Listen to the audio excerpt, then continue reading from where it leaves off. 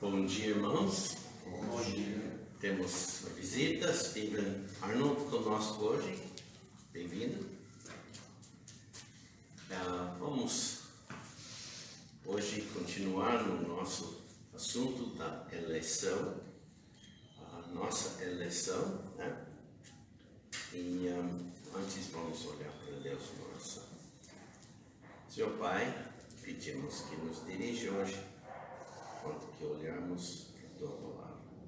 Queremos, Pai, sempre Te honrar.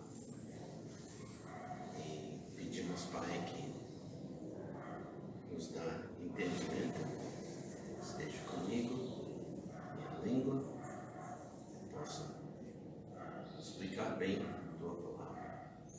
Obrigado pela presença de cada um.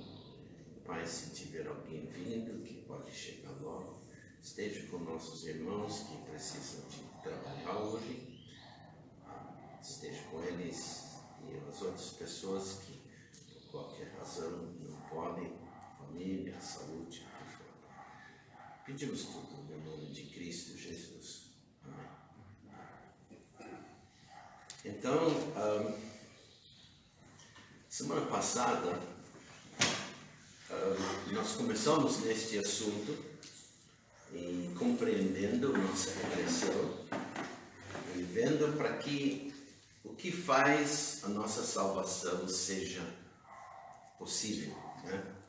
E vimos semana passada no início como perdemos nosso acesso ao céu, né?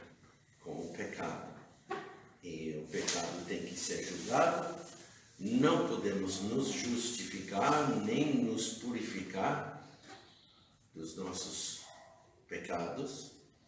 E Deus quer que tenha comunhão conosco. Ele quer que a comunhão que perdemos seja restabelecida. E para tornar isso possível, Deus proveu um meio perfeito de salvação por intermédio do seu Filho, o Senhor Jesus Cristo. E este é um dom de Deus. Vimos também que semana passada somos criaturas do tempo, né? E vimos como também nossos pensamentos, tudo o que fizemos está ligado a tempo. E nossos pensamentos, mas pensando dos pensamentos de Deus, nós vimos Isaías 55, versículos 8 e 9, que diz: porque os meus pensamentos não são os vossos pensamentos, nem os vossos caminhos os meus caminhos, diz o Senhor. Porque assim como os céus são mais altos do que a terra, assim são os meus caminhos mais altos do que os vossos caminhos, e os meus pensamentos mais altos do que os vossos pensamentos. E a coisa é que Deus faria algo para nós antes que existirmos. Pode talvez nos surpreender, mas pensando no assunto, esse também estica nossa capacidade limitada de pensar, só pensando, tentando imaginar como é a eternidade, né? Sem tempo. E então, assim, entramos no assunto da eleição. É uma ação de Deus que fez na eternidade passada em favor de cada pessoa que seria salva. Então, pensando nisto, fomos direto para o assunto do caráter de Deus. Vimos Salmo 119, versículos 137 a versículos 137 e 38, onde diz: justo é o Senhor, retos são seus juízos. Vimos que quando Deus opera, Ele opera de acordo com o seu caráter. Seu caráter é reto, assim como suas obras. E vimos Salmo 147, versículo 17. Justo é o Senhor em todos os seus caminhos e santo em todas as suas obras. E justo significa reto, livre da culpa do pecado, né? E no tocante a conduta, reto significa moralmente correto, justo, justificável. E assim fomos a ver, podemos justificar a Deus. E vimos que Paulo estava fazendo isso em Romanos capítulo 3. E Deus disse, argumentando o caso dele, porventura será Deus injusto? De maneira nenhuma, né? Ele é reto moralmente. Então nós tiramos isso de Romanos capítulo 3, versículos 5 a 6. E eu disse que muitas pessoas, né, nesse assunto da eleição, muitas pessoas sinceras e honestas têm tentado compreender a ação da eleição de Deus e explicar isso. Algumas delas nos trouxeram muita ajuda, outros têm aquecido o debate pelas implicações que acusam Deus de pecado e de injustiça. Eles não vão dizer isso, mas é o que a posição deixa. Então, para isso, tentei ilustrar o problema com uma história fictícia.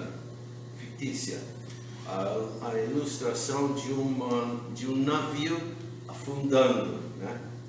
E chamei esse navio o OMM Devasso, né? Quer dizer, libertino, licencioso. E esse cruzeiro que leva muitas pessoas, partem das Américas do Sul para a América do Norte, também para o Oriente Médio e Mediterrâneo. E falei como lembra a história fictícia. O navio é notório por sua atmosfera licenciosa e libertinagem de sua vida e a bordo durante as viagens. Na verdade, a linha anuncia, eu falei, isso como sendo a experiência máxima. Parece o mundo, né? Imagine então um cruzeiro, um grupo de passageiros bêbados ou sob influência de drogas ou não sei o que, força uma entrada da casa da máquina e lá causa uma explosão e a água começa a entrar por dentro porque está dando água. O alarme ressoa e logo todos ficam sabendo que o navio vai afundar. Então, falei também de um outro navio, um navio de resgate. Poucos quilômetros de distância está um outro navio, o SS Esperança, sob a direção de Capitão Bondoso. E quando eles recebem uma mensagem da necessidade de socorro pelo rádio, então eles viram e todo vapor correm para a posição do navio afundando. E assim vimos dois cenários.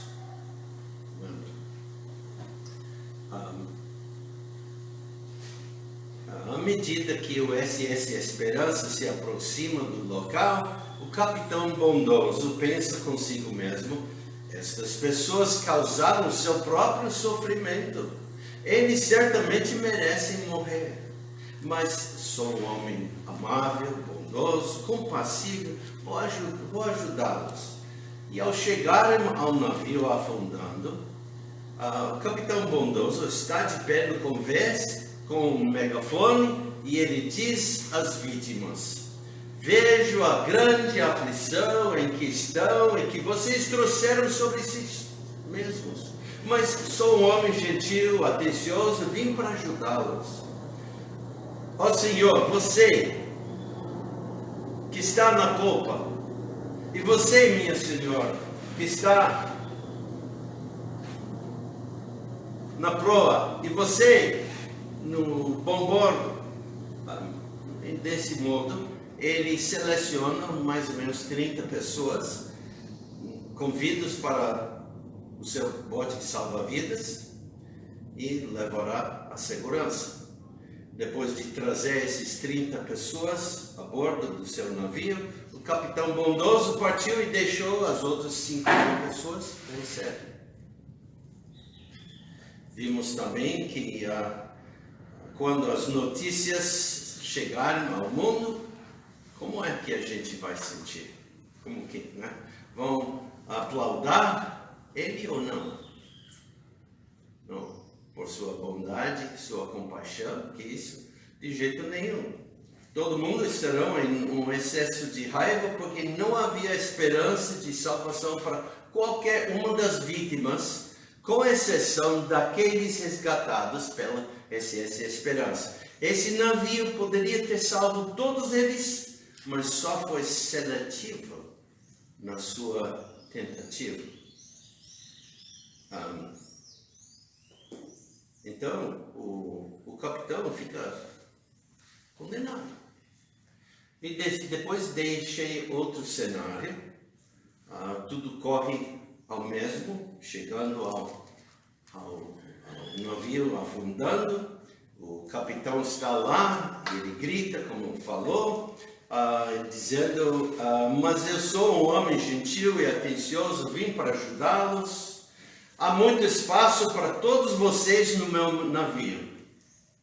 E ele diz, todos os meus botes salva-vidas estão vindo para resgatá-los. Entrem agora neles e sejam salvos.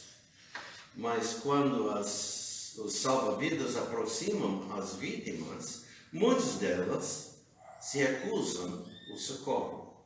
O capitão bondoso vê isso e pede fervorosamente com eles.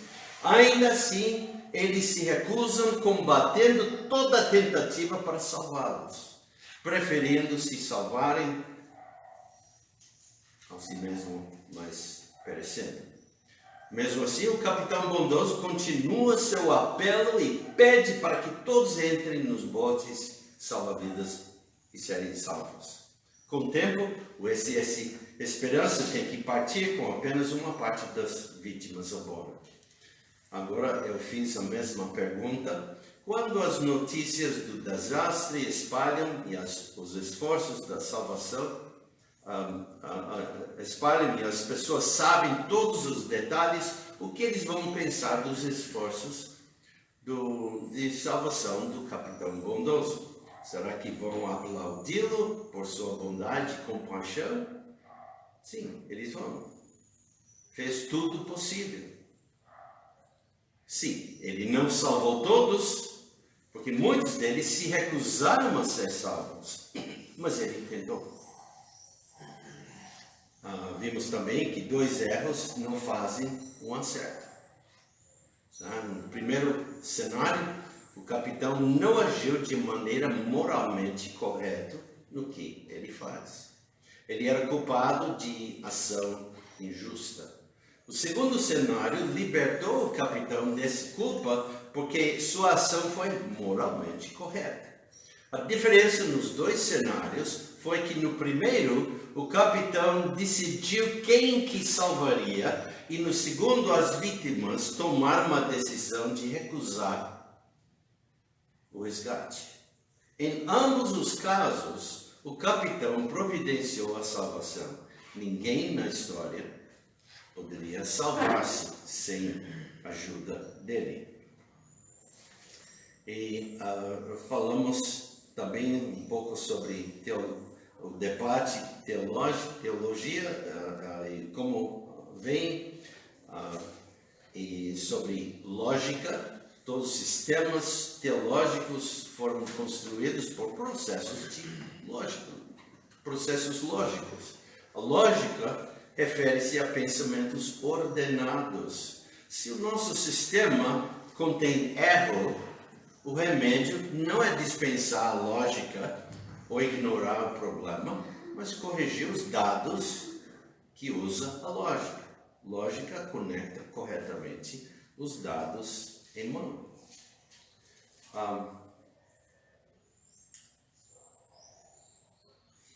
devemos usar dados bíblicos e incluir tudo que a Bíblia tem nesse assunto. E falando isso, fomos então para Romanos capítulo 11, versículo 5. Assim, pois, também agora neste tempo ficou um remanescente segundo a eleição de graça.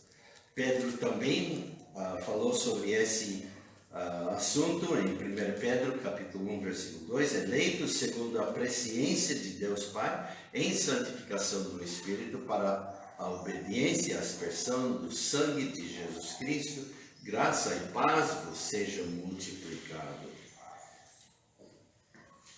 E ambos desses versículos referem-se aos crentes como tendo sido eleitos por Deus Pai na eternidade passada. Vimos também a declaração de Deus sobre sua própria pretensão de salvar, em 1 Timóteo 2, versículos 3 a 4, porque isto é bom e agradável diante de Deus nosso Salvador, que quer que todos os homens sejam salvos e venham ao conhecimento da verdade. E eu não estou querendo passar tudo, mas vimos que, então, chega ao ponto, alguém tem que escolher, né? E essa é a parte do grande problema teológico, porque algo bloqueia o processo que traz a salvação. Alguém tem que fazer a escolha. Alguém deve dizer sim ou não para esta salvação. É feita pelo homem ou por Deus? Né? E há também considerações sobre o que falei de bagagem, né? Quem que faz a escolha também tem a responsabilidade moral de suas consequências, como os dois cenários em nossa ilustração. Todas as pessoas estão desesperadamente perdidos e condenados ao castigo eterno no inferno. A única esperança de resgate que alguém tem é que ele pode receber a salvação de Deus. Se esse for negado a ele, a pessoa que faz a escolha comete uma grande ofensa moral. E vimos de novo a tentativa de resgate desonroso, e depois fomos para ver o resgate honroso, e chegamos a um outro ponto, o Evangelho. Precisamos considerar o próprio Evangelho. Em Romanos capítulo 1, versículo 16, Paulo diz: porque não me envergonho do Evangelho de Cristo, pois é o poder de Deus para a salvação de todo aquele que crê. O Evangelho é o próprio reservatório de poder salvífico de Deus. Este poder não reside na eleição. E depois eu fiz a pergunta: onde estão os eleitos encontrados? Né? E dei a ilustração de John Peyton, de 1800, quando ele foi para as Ilhas Novas Híbridas. E quando ele chegou lá, não houve nenhuma pessoa lá eleita. Quer dizer, não houve nenhuma pessoa salva. Mas logo ele começando a trabalhar, ele e seus colegas que foram com ele, logo as pessoas chegaram a conhecer a Cristo. E veio outra pergunta: o que teria acontecido se eles foram lá 100 anos mais cedo? Né? Antes a chegada dele, não tinha nenhuma pessoa que conhecia o Senhor. Se tivesse chegado 100 anos anterior, teria mais pessoas no decorrer dos anos. Eleição, então vimos que eleição e a proclamação do Evangelho andam de mão dada, vamos dizer. O testemunho consistente da história da igreja é que a eleição está associada com a proclamação do Evangelho. Lemos 1 Tessalonicenses capítulo 1, versículos 4 e 5. Sabendo, amados irmãos, que a vossa eleição é de Deus, porque o nosso Evangelho não foi a vós somente em palavras, mas também em poder, e no Espírito Santo, e em muita certeza, como bem sabeis quais fomos entre vós, por amor de vós. Então, daí passamos para duas palavras, precedência e contra presciência. Precedência e presciência. Com as pessoas, conosco, né? Coisas que acontecem primeiro no tempo determinam as coisas que acontecem em um momento posterior. Chamamos isso de precedência, situação do que vem antes, do que precede, né? Condição do que por importância deve estar em primeiro lugar, coisa assim. Mas Deus tem presciência. Ele sabe as coisas antes que elas aconteçam e que lhe permite responder na eternidade passada para algo que acontece mais tarde no tempo. Só Deus pode fazer isso. E nesse sentido, a eleição é Deus respondendo a uma necessidade que não tenha aparecido ainda. Mas ao invés de dizer respondendo, melhor seria usar a palavra proativo. Proativo significa tomar a iniciativa, mas é iniciativa que é tomada antes do tempo. Em outras palavras, que visa antecipar futuros problemas, necessidades ou mudanças de maneira antecipatoriamente. Ser proativo, o fornecimento da necessidade deve estar no local antes de surgir a necessidade, né? E contei sobre computadores, né?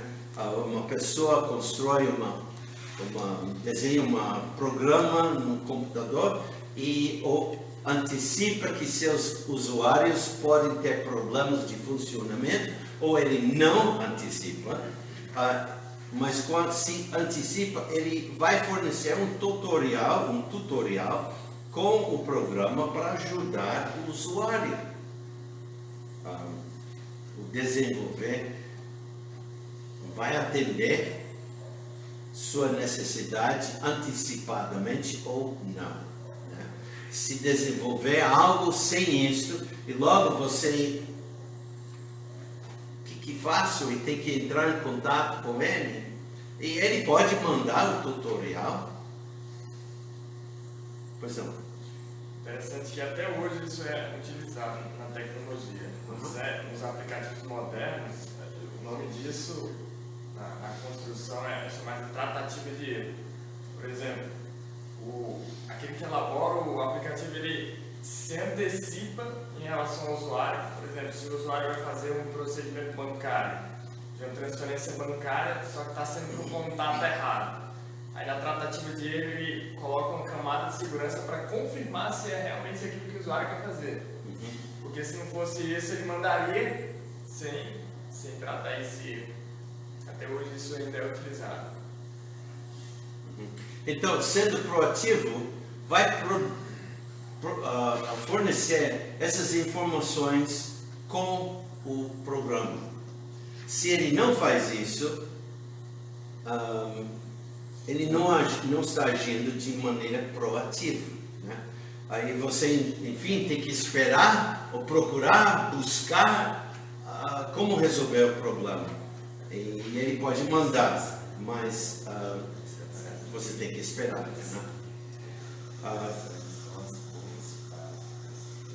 Então, Eu disse que então Deus está interessado em ativar a nossa salvação. Desde a eternidade passada, Deus preveu a necessidade do homem ser salvo.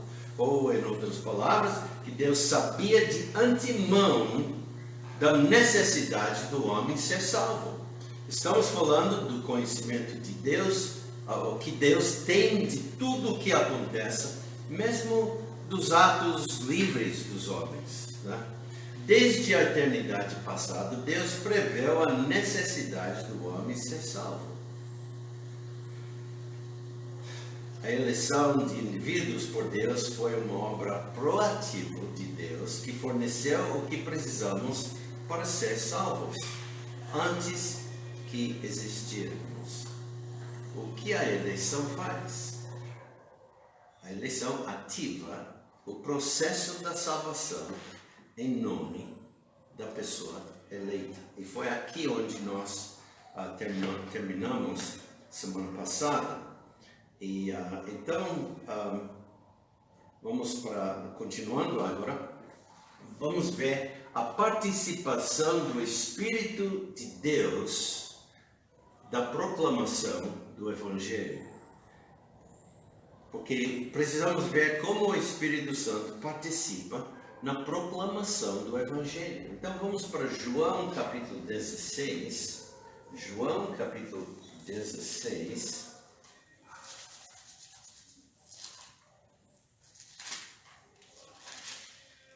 João capítulo 16, e vamos ler versículos 7 e 8. João 16, versículos 7 e 8, que diz: Todavia, digo-vos a verdade, que vos convém que eu vá, porque se eu não for, o Consolador não virá a vós. Mas quando eu for, vou-lo enviarei. E quando ele vier, convencerá o mundo do pecado, da justiça e do juízo. Quando é que o Espírito Santo faz essa obra de convencimento para o mundo? Ele faz isso quando o Evangelho é pregado. O Evangelho traz convicção para os ouvintes, porque o Espírito Santo assiste à sua proclamação para o efeito. Isso também acontece quando a palavra impressa é lida por alguém que realmente está buscando a verdade. Então, respondendo à convicção. A convicção é trazida a todos os ouvintes, sejam eles eleitos ou não. Seu objetivo é fazer com que o ouvinte esteja disposto a responder. A vontade do homem pode responder de diferentes maneiras.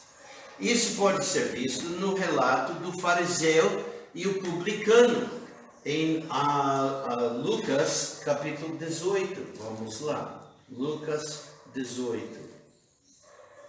A parábola de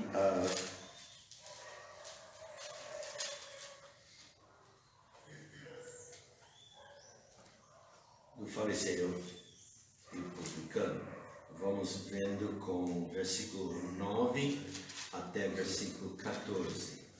Lucas 18, 9 a 14. Vamos ler isso. E disse também esta parábola a uns que confiavam em si mesmos, crendo que eram justos, e desprezavam os outros. Parece como algumas pessoas no navio afundando, né? 2 homens subiram ao templo para orar. Um fariseu e o outro publicano. O fariseu, estando em pé, orava consigo desta maneira: Ó Deus, graças te dou, porque não sou como os demais homens, roubadores, injustos, adúlteros, nem ainda como esse publicano.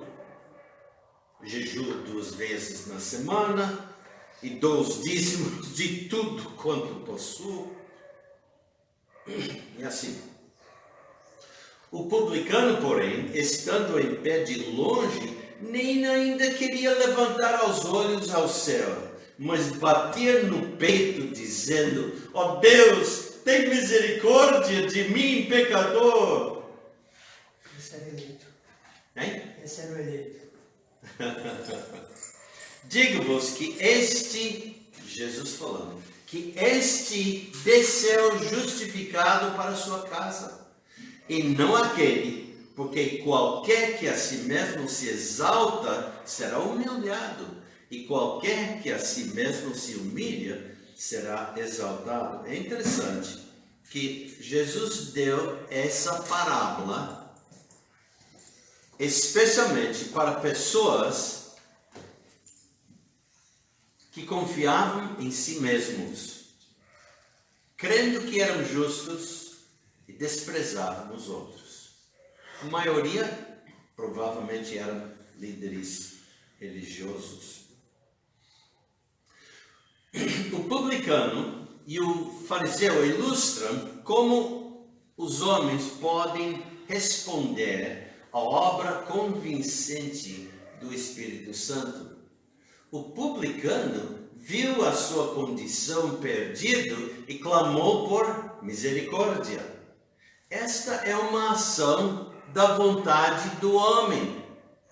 É também na extensão da vontade do homem. E lembra, é na medida em que pode ir. É só isso que ele pode fazer.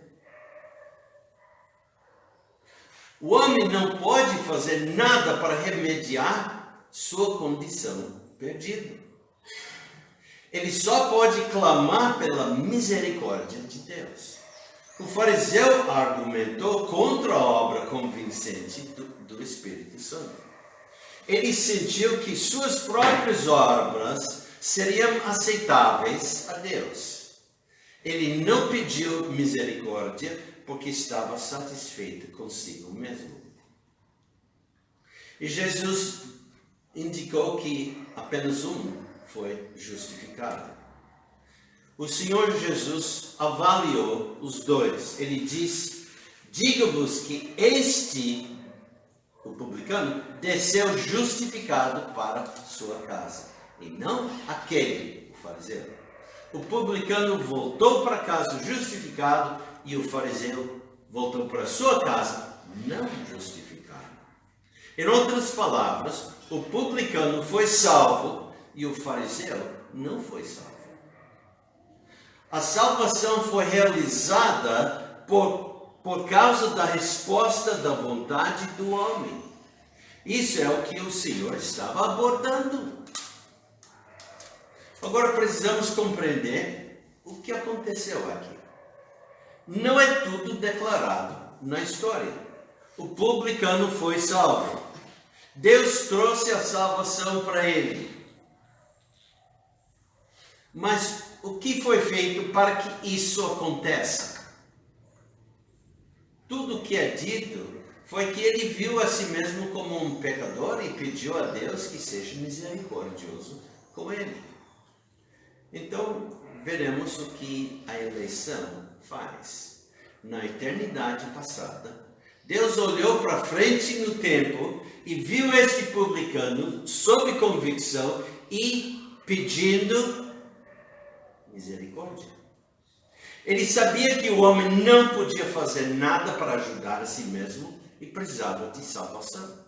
Com base nessa presciência, Deus decidiu fazer algo para remediar a condição perdida do pecador, do publicano.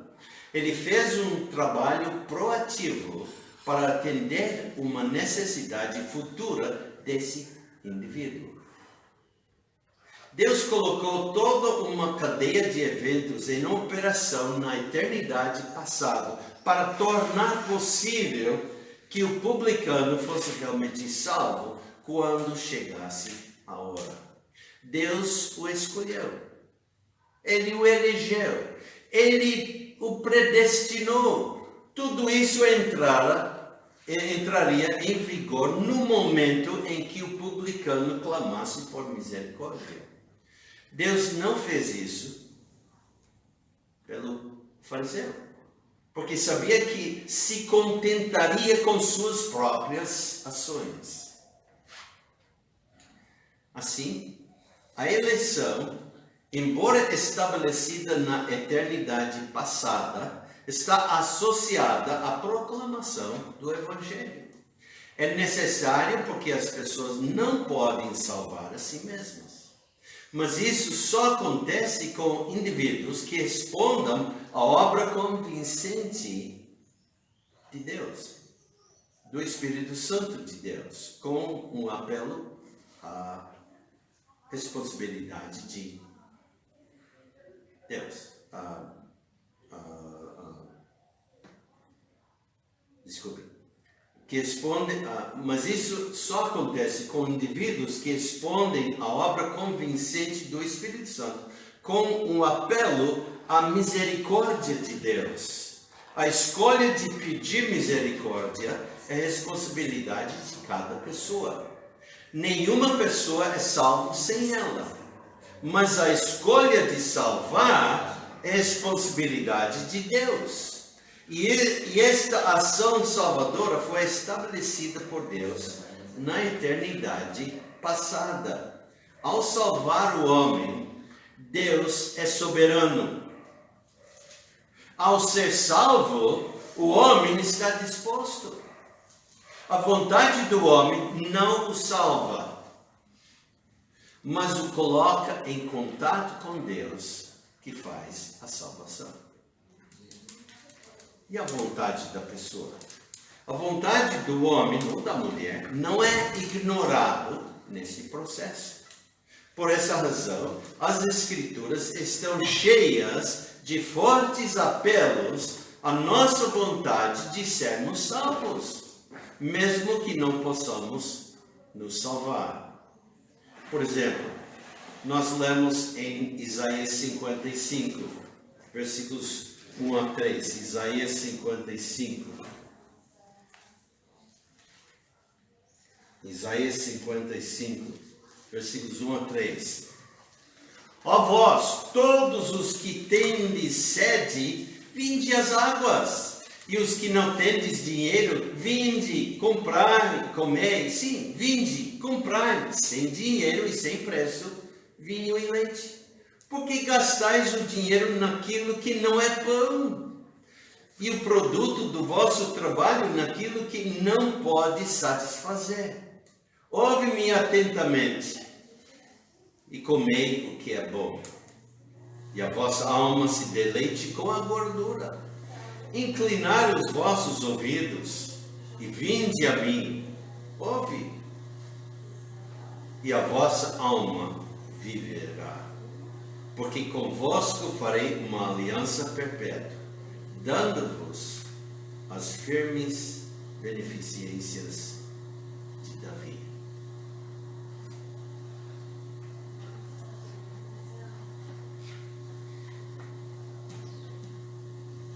Em Mateus, capítulo 11. Mateus capítulo 11, versículos 28 a 30.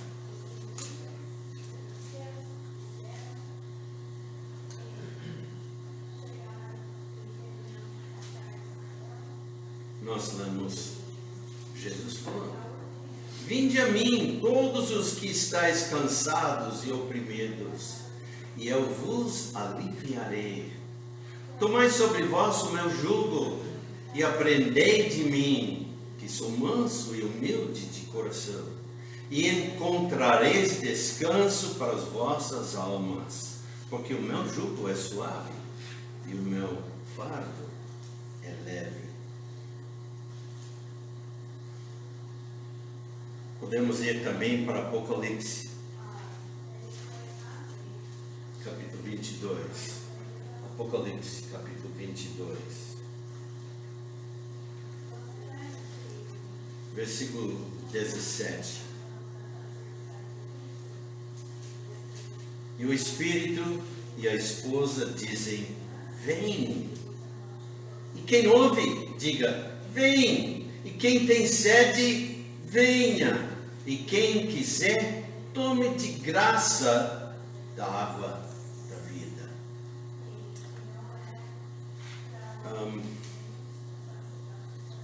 Eu lembro anos atrás, quando meu avô morreu. Ele trabalhava como taxista e por muitos anos ele recusava de escutar meu pai, que era o genro, né, era o pai da minha mãe, falando sobre o Senhor Jesus Cristo. E ele era um homem moral, né, bom, mas sem Cristo. E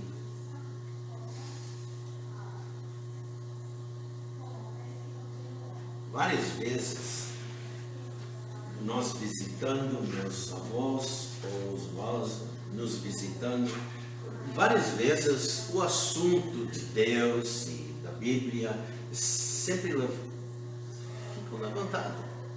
Eu não sei se foi ele ou meu pai que levantou, mas muitas conversas, eu lembro várias vezes, eu ficando interessado, 6, 7, 8 anos de idade, ia escutando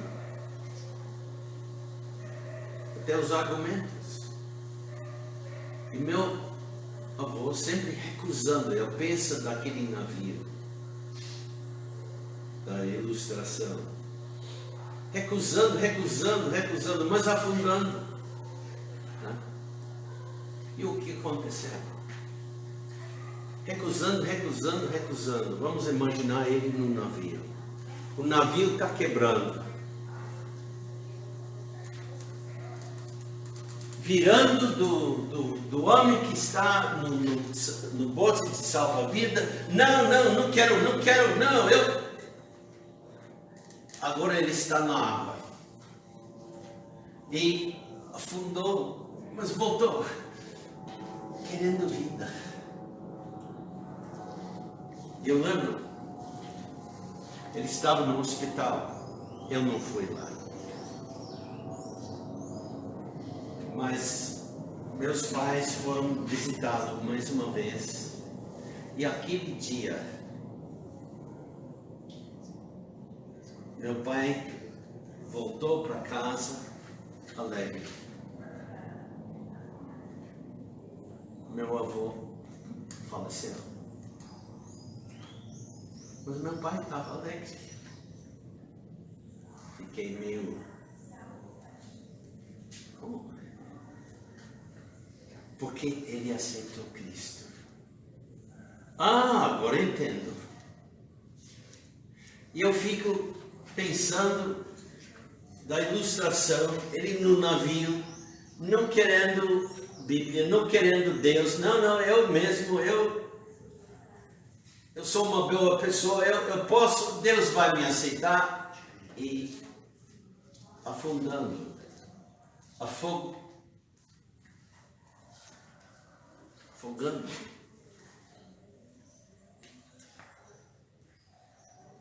E mais uma vez ele chega à superfície da água, e esta vez ele quer ajuda.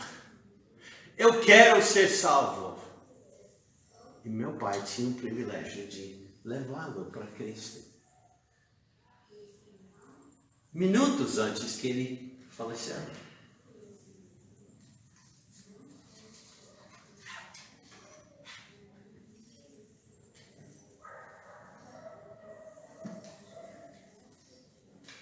Foi salvo.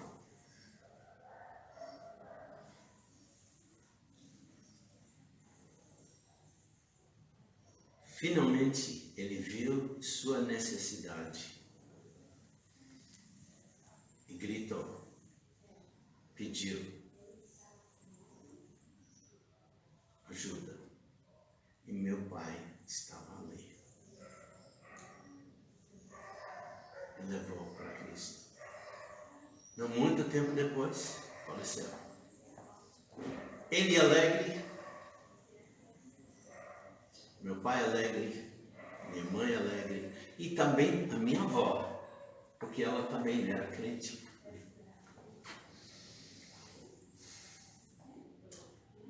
Nossa preocupação deve ser em proclamar o Evangelho às pessoas deste mundo.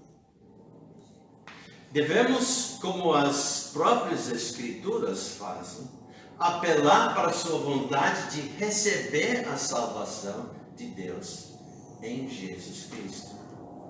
Lembrando o que quer dizer Jesus Cristo? Jesus, Salvador, salvação. Cristo, ungido. Mashiach em hebraico, ungido. Traduzido para grega, Christos. Mas transliterado para português, Cristo. Mas traduzido, ungido. Ungido Salvador. Foi ungido para salvar antes que o mundo foi criado. Deus era proativo. Ele quer que todos se salvem. Ele faz tudo que pode. Oh, eu pensei que levantou a mão. Alguém tem pergunta? Outro comentário? Eu estava pensando sobre aquela passagem no Evangelho das cidades impenitentes, onde o próprio Jesus fala de algumas cidades que, se tivessem sido feitas algumas maravilhas, elas teriam se arrependido, né? Comparando com outras cidades ali. Como é que isso se conforma? Lembra qual era a cidade que Jesus estabeleceu como seu local, sua casa? Lembra? Ele nasceu em Belém, foi criado em Nazaré, mas ele estabeleceu residência em qual cidade? Cafarnaum. Cafarnaum era uma das cidades, nesse sentido, então, privilegiadas. Porque o Salvador ungido estava lá morando. Ele saía, mas sempre voltava. Ele operava milagres lá. Ele pregava lá. Até existe ainda uma sinagoga lá, que através da arqueologia cremos que estava lá no tempo de Jesus Cristo, com pilares bem diferentes do que normal, em formato de coração. E até agora eles têm achado, quem se me lembra, 9 sinagogas, todos daquele tempo, com esse tipo de coluna em formato de coração. Será que isso indica alguma coisa?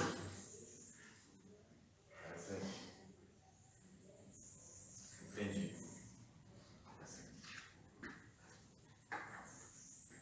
E a cidade recusou, até finalmente, vamos dizer, o navio saiu, partiu.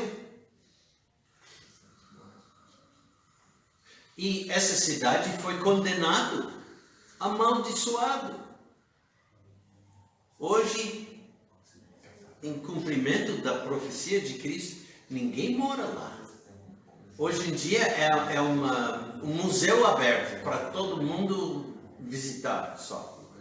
Tem ido para Cafarnaum. Ele também conhece o local.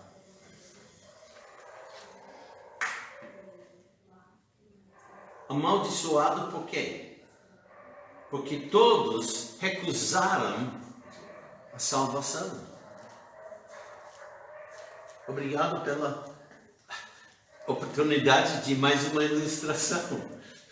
Eu que agradeço a resposta, porque esses versículos são muito utilizados por calvinistas nesse sentido.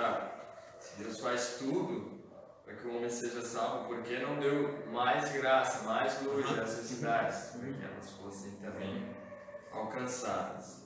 Interessante. Muito interessante. Então, devemos, como a Bíblia faz, apelar para a vontade de receber a salvação de Jesus Cristo. Lembrando sempre quem Ele é, o Salvador, único, foi ungido justamente para nos salvar. E podemos ver que isso veio todo esse plano da salvação antes que nós fomos criados. Deus é proativo.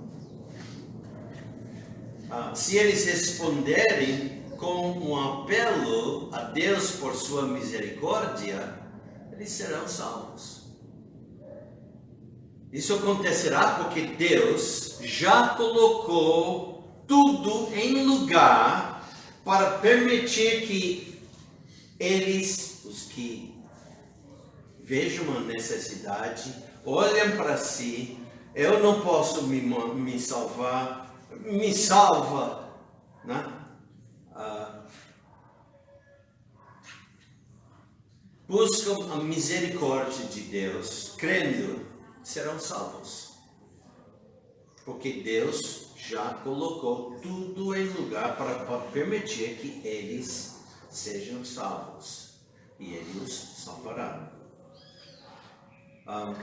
Em Apocalipse capítulo 21, versículo 6, nós lemos: E disse-me mais, está cumprido. Eu sou o Alfa e o Ômega, o princípio e o fim. A quem quer que tiver sede, de graça lhe darei da fonte da água da vida. Quem quer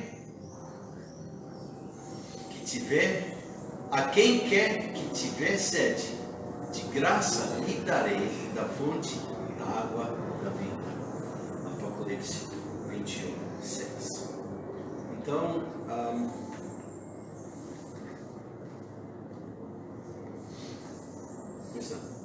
A gente estava conversando aqui uma questão mais. pode falar mais alto. Moisés. Deus fala com Moisés a questão de, lá em Êxodo 33, 19. Êxodo 23. Êxodo 33, 19. 33. Êxodo 33. Diz assim: Porém ele disse: Eu farei passar toda a minha bondade por diante de mim e proclamarei o nome do Senhor diante de ti. E terei misericórdia de quem eu tiver misericórdia. E me compadecerei de quem eu me compadecer. Sobre essa questão de Deus querer salvar quem Ele quiser salvar, né? Eu tenho essa dúvida, porque Esse é qual versículo? 19, 19, 33, ok. 19. Porque eu não estava achando. Porque já foi levantada uma questão assim, que, então, não é uma escolha pessoal, porque alguns falam sobre isso, usando esse versículo, porque ele diz que eu me compadeço de quem tem misericórdia de quem eu tiver, e não terei e me compadecerei de quem eu me compadecer, ou seja, uma vontade, ou como Deus é soberano, Ele vai fazer conforme a vontade dele mesmo, que a pessoa ainda queira aceitar a Deus. Não é uma escolha, como se não fosse uma escolha da pessoa, mas sim uma vontade de Deus apenas. Vamos voltar para a ilustração da segunda cena. O capitão bondoso quis salvar todos. Ok? Sim. Era o desejo dele salvar todos. Sim. Mas, enfim, salvou quem? Os que aceitaram a oferta da vida. Aceitaram o salvamento. Assim, minha resposta.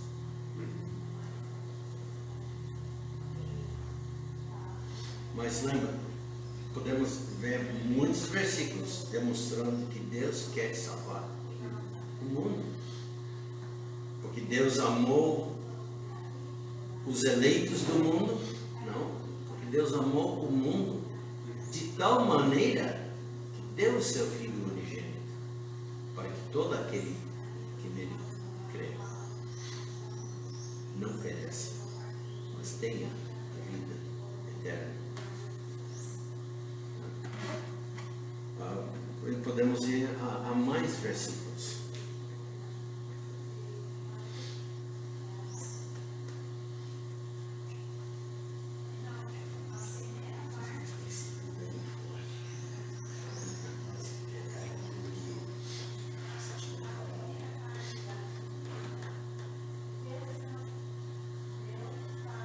Também podemos considerar a questão de que Deus estava tratando com o povo de Israel, como ele disse, né?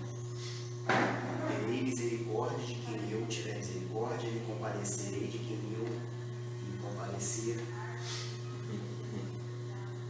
No sentido de tratar como naquela época, se nos quisesse matar, ele mataria, como ele fez engolir toda uma família. Então, eu acredito que várias vezes Moisés jogava a Deus para que Deus não matasse o povo de Israel e nem se retirasse, para que ali continuasse, porque tinha tirado o povo de Israel do Egito. Né? E Moisés toda vez intercedia pelo povo, e Deus falava, né? Eu não quero mais o povo de Israel. Então poderia ser não como uma questão de salvação, como ele também estava falando aqui, mas na questão de dar uma penalidade para o ato ruim que o povo de Israel cometia naquele momento ali. Eu estava Mas é um lendo. versículo muito usado pelas pessoas como um sinônimo de que Deus salva quem Ele quer. E não é uma escolha.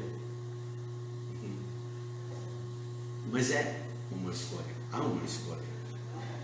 Tem escolha. Não pode ignorar isso. A questão da escolha ela é importante. Deus providenciou tudo para a salvação. Ele não salvou todos. Então eu amo todos e ele ama todos. Está todos salvos. Imagina esses chegando nos céus ou como robôs ou ainda com suas imoralidades e tudo. Né? Não pode ser assim. Então, E a maioria dos versículos apontam para que Deus quer. que Deus quer. Que as pessoas escolham Ele. E lembra, um salvamento seletivo, como no nossa ilustração, não é uma salvação correta. Enfim, indiretamente acusa Deus de injustiça. E ele diz, ele quer que todos se salvem. Como? Ele providenciou tudo. Ele é misericordioso, mas enfim, a sua misericórdia foi demonstrada apenas para quem? Que aceitou. Ou a pessoa é salva antes que nascer, ou ele não é salvo até que ele aceita Cristo. Um salvamento seletivo, um salvamento aberto para todos. Muito bom, irmãos. Eu acho que vamos gastar o resto do tempo em oração.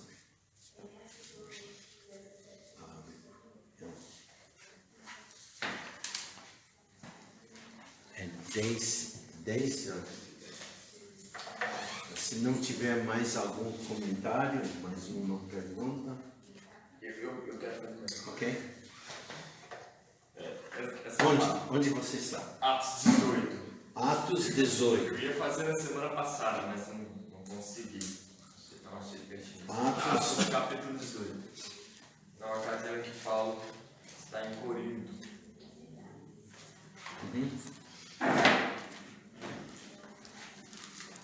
Qual versículo? Vamos ler. Eu acredito que o 9 e o 11 não vai destruir o contexto, não. Vamos ler do 9 até o 11, bem direto. Atos 18, do 9 ao 11. Diz assim: Disse o Senhor em visão de noite a Paulo: Não temas, mas fala e não te cales, porque eu sou contigo e ninguém lançará a mão de ti para te fazer mal, pois tenho muito povo nesta cidade. E ficou ali 1 ano e 6 meses, ensinando entre eles a palavra de Deus. 1 ano e meio, a misericórdia de Deus está sendo demonstrada. Sim. E ele, com certeza, ficou ensinando, pregando e ensinando ali. E o Senhor Jesus tinha o conhecimento de que ali tinham mais pessoas que, ouvindo o Evangelho, seriam alvos da graça de Deus e seriam salvos. Que, ao meu ver, vem de encontro a essa questão da presciência, onde Deus sabe que, se ali fosse pregado, se ali chegasse a palavra de Deus por mais tempo, mais pessoas iriam ser salvas. Ele fala já afirmando que ali há pessoas, há povo meu, né? Pois tem muito povo nesta cidade, né? Antes de ser pregado. E naquele momento eles não eram salvos. E naquele momento, antes não eram Precisasse o tempo para todos ouvirem o Evangelho, novamente o Evangelho, a pregação do Evangelho, faz parte. Tem que ouvir. Ouvindo, lendo.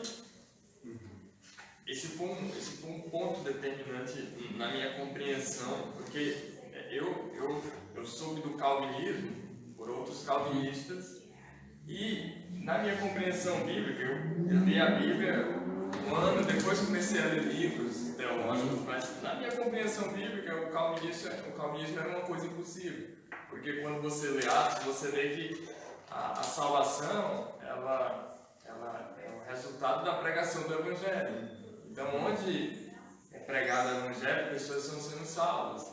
Não que há robôs ali que já foram determinados, pré-determinados para ser salvos. Uma eleição, segundo o calvinismo, propõe.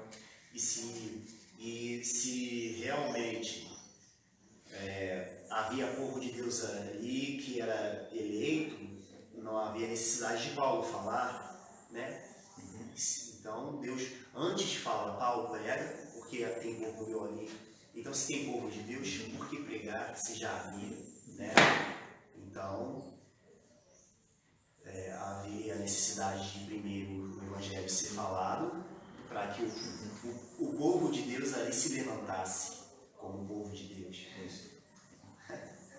Não sei se a minha colocação foi boa, mas é assim que eu entendo, né? Mas muito bom, vamos orar, que senão vai ficar aqui. Então, Guilherme, você pode encerrar a nossa? Oremos. Senhor Deus, graças te damos, porque a tua palavra é a verdade, ela nos dá conhecimento do Senhor, da salvação e da necessidade que temos de pregar a tua palavra para que mais pessoas também venham ao conhecimento de Cristo Jesus e sejam salvas. Obrigado, Pai, porque podemos tratar essa questão de maneira saudável e de maneira a nos preparar melhor para não somente compreender a tua graça, mas também buscar cada vez mais alcançar as almas perdidas aqui em nossa região e também aqueles que podemos encontrar no trabalho ou em outros locais. Nos ajuda, Pai, a cada vez mais aplicar a tua palavra em nossas vidas. Obrigado pelo pastor que prontamente tem se exposto, demonstrando o seu ponto de vista a respeito disso, pela tua palavra, que possamos discutir de maneira cada vez mais saudável aqui. Nos traz logo mais à noite, Pai, que possamos louvar a Ti através dos cânticos e também da leitura e obediência à Tua palavra. Nós te louvamos e agradecemos em nome de Jesus. Amém. Amém? Então termina a nossa parte virtual.